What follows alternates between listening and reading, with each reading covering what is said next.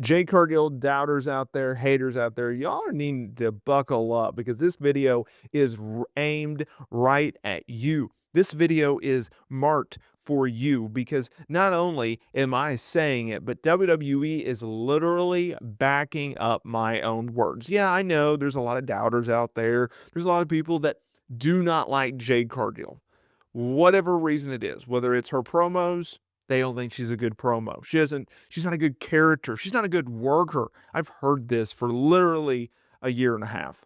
But as Jade Cargill continues to progress, the doubters, they get a little quieter, just a little bit. And each month after each month after each month, they get a little bit more quiet. If you look at what WWE has done just this year alone, I think it sets the stage for where they're going with Jade Cargill. Think about 2025. So she goes from late 2024 being a women's tag team champion with Bianca Belair to then being attacked in a backstage segment on SmackDown. Mystery attacker. She's laid out like a cartoon on top of a car with a whodunit type mystery attack angle. She is written off television. And then there are reports that come out. And there's reports of her having backstage heat, right? That she rubs people the wrong way, that she thinks that she's better than everyone, or people just don't like her, right? The Shayna Baszler incident, the whole tapping controversy. And we knew that Jade Cargill was going to be returning to WWE television. The only problem was we didn't know when she was going to return and who she was going to feud with. But what WWE did was absolutely brilliant. So they go to the Elimination Chamber, and it was Liv Morgan, it was Naomi. They were about to square off, and all of a sudden, boom, Jade Cargill comes out there, and she makes a beeline for that ring.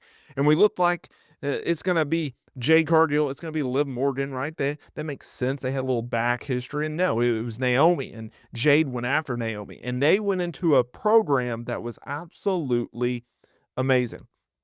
It really was. From both character standpoints, it was great. Now, Jade Cargill, she went over Naomi at WrestleMania. It's not something I would have done, but I think it sets the stage for what just happened. So if you didn't see it, on the April 25th episode of WWE SmackDown, WWE told fans exactly what to expect. They booked, think about this, they booked Tiffany Stratton, our women's champion, against Jade Cargill. Think about that. Jade Cargill in the ring with our women's champion. Now, could you make the argument that Tiffany should have went over on Jade? Yes, you can. She's the women's champion. Jade is not world champion material just yet. But what did they do?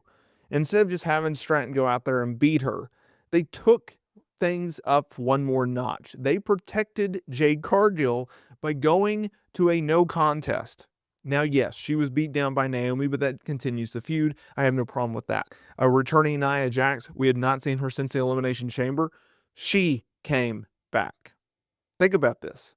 So you go from not only sharing the ring, sharing the spotlight with your top women's star on SmackDown, but you also are so protected that you do not get beat.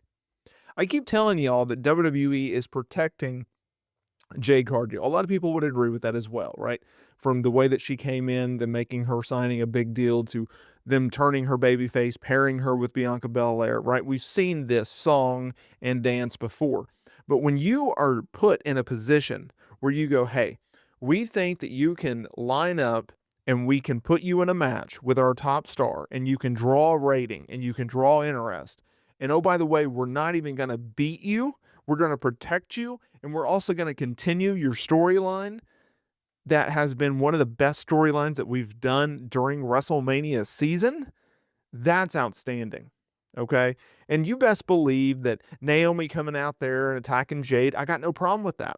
Got no problem with that. It makes sense. It makes total sense. They have to get heat back on Naomi since she lost. And that's the beauty about heels, right? Like, you can lose a match, you can put over a babyface who needs to win a little bit more, and then you can get your heat back just like that. You can get your heat back by talking. You can get your heat back by doing, attack angles, just like we just saw with Naomi. And so it works out. It works out for everyone. That's the beauty of pro wrestling, right? There's little arcs, there's little hidden gems here and there. But if you think that this is going to be the last time that Jade Cargill and Tiffany Stratton share the ring for a world title, you best be wrong, because we're going to get more of this. And this just goes to show you what WWE sees in Jade Cargill, right? You may not see everything, but just like Jey Uso, who, oh, by the way, is the world heavyweight champion who beat Gunther at WrestleMania, he does not fit the criteria of a world champion in the eyes of some. He is not the greatest wrestler. Jade Cargill is not the greatest wrestler. Jay is not the greatest promo. Jade is not the greatest promo, but they have it. They have presence. They have charisma. They have likability, and they are able to build in what creates a star. You do not buy wrestling, in my opinion. In my opinion, someone may disagree with me on this, but in my opinion, us wrestling fans do not buy tickets to a wrestling show to see wrestling. Think about this. We buy tickets to a wrestling show to see stars wrestle. It's very difficult to get emotionally invested in someone if you do not like them or you don't hate them, okay? You then just don't care. And I think that's a lot of issues in pro wrestling these days, where no one gives you a reason to care. They're just there because they think they have to do a bunch of moves. Make a connection. Do something that I care about, whether I like it or I don't. Well, Jade Cargill does, okay? Jade Cargill, you can look at it in two different ways, because I've thought about this as well. It's like, why do I like Jade Cargill? And I go, well, I think she comes across as bigger than life. I think she comes across as having a presence. And there's something about, she's must see, right? She's must see in terms of like, what is she going to do? What is she going to say? What is the storyline? She's just captivating. That's why I like Jade Cargill. I understand she's not the best wrestler, and I understand she's not the best promo. That's fine. But there's something about her that is intriguing. If she does something, I want to see what she does, right? I want to see where WWE is going with her. What is next for Jade Cargill? What is the latest for Jade Cargill? What did Jade Cargill do? There's always a talking point. There's always an interest. There's always a point to Jade Cargill, right? And you can go up and down the roster and you go, well, I care about this person. I don't care about this person. And you can filter it through and everything like that. But that is, to me, the reason that I care about Jade Cargill. That, to me, is the reason why I think it is so important to note, hey, Jade Cargill is doing this. Jade Cargill is doing that. I think WWE should have done this. I think they should have done that, kind of thing. That's the thing with Jade Cargill that I think people don't realize. And I think you need to give her a little bit more respect.